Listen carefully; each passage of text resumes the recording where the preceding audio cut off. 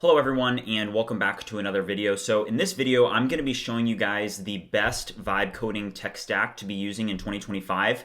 And we're actually going to be using VibeCademy as the example in this use case because we are, as you guys know, building a VibeCademy where people are going to be able to earn certifications for vibe coding, and we need to choose a tech stack. And whenever you're starting a project, the most important thing that's going to affect you throughout the project is going to be the actual tech stack or the architecture that you use for your project. So with that being said, I actually want to show you guys now essentially what we're going to be doing. So the first thing I want to go over is Supabase. So we're going to be using Supabase, and we're going to be also using Next.js and Vercel.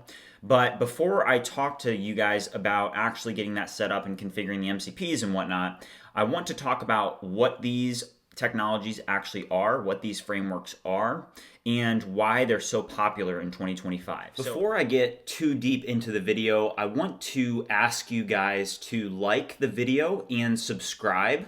And if you haven't already, there is a Discord that we have that has over 500 members in the community. And this is how we are building BridgeMind, is that we're building a community. So if you haven't already liked, subscribed, or joined the Discord, make sure you do those things. And with that being said, let's get right back into the video. Thank you.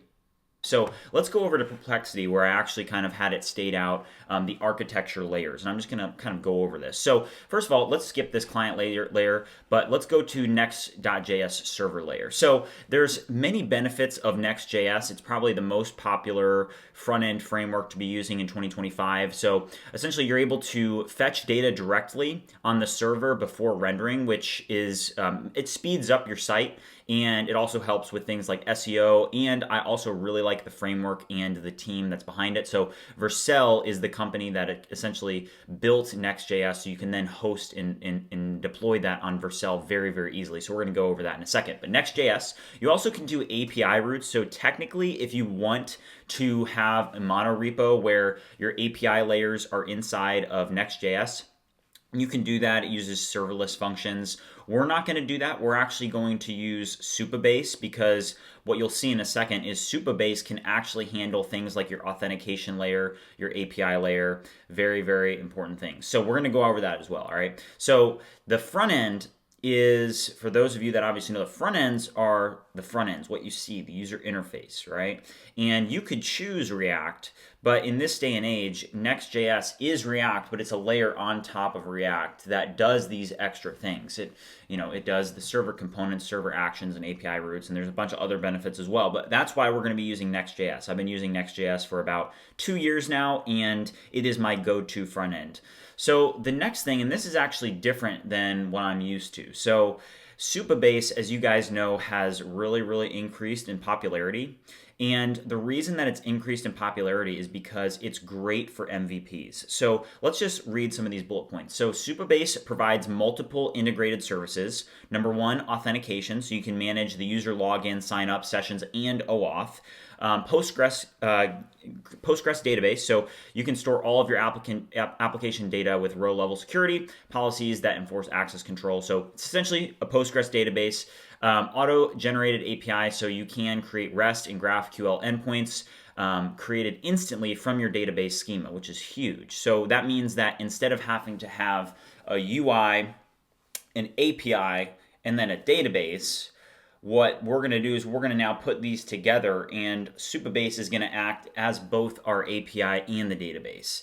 So this is going to allow us to not even have to use AWS. And what we'll go over here in a second is we'll actually go over the MCP servers for Supabase, which is going to help us significantly improve development and significantly speed up development. So another one is the edge function. So you can set up serverless TypeScript functions with Supabase. Also storage. You can do file uploads and CDN distribution, which is really important. It prevents you from having to use like what is the same thing as what would be an S3 bucket in AWS, if you guys are familiar with that. And then also you can set up real-time data, WebSocket subscriptions for live data updated across connected clients. So with that being said, the tech stack in 2025 that I think is the best to use is Next.js, Supabase.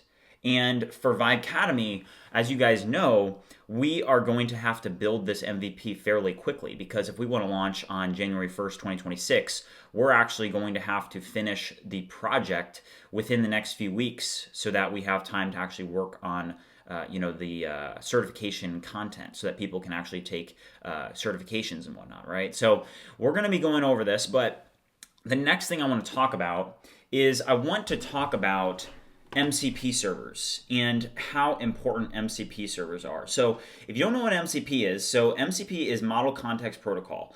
And what it allows your system to do is it allows agents to essentially talk to other agents. So, Vercel builds an MCP server that you can connect to things like Codex, Claude Code, or Cursor. And then once you have access to those tools, it helps streamline development. So it essentially connects local development to Vercel. So very, very important. Vercel's MCP server.